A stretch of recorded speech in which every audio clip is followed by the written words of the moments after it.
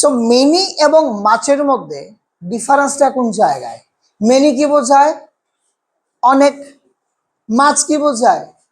অনেক। Sir difference কি কোনো আছে না নাই? অবশ্যই আছে।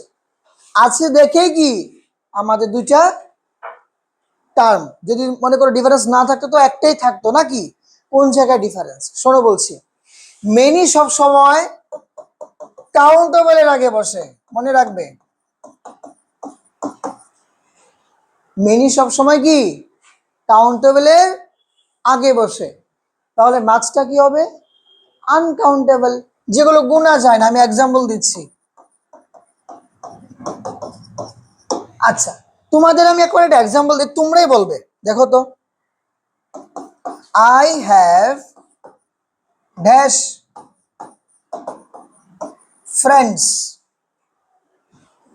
আই হ্যাভ ড্যাশ ফ্রেন্ডস, মনে করো অপশন দেওয়া আছে মেনি এবং মাছ, কোনটা হবে?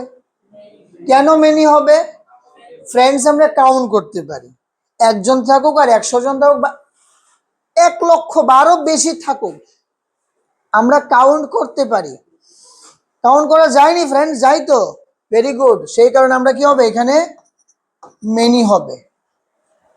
I don't have dash hope. এবার বলো আশা, হোপ কাউন্ট করা যায়, দেখা যায়, ধরা যায়? যায় না, অ্যাবস্ট্রাক্ট, ফিল করতে পারি। ঠিক আছে, ওই ক্ষেত্রে আমরা ডিটারমিনার হিসাবে কি করব? কোনটাকে চুজ করে নেব? মাছ এবং মেনির মধ্যে মাছ। সো কি হবে এখানে? I don't have much hope. Clear? Very very important.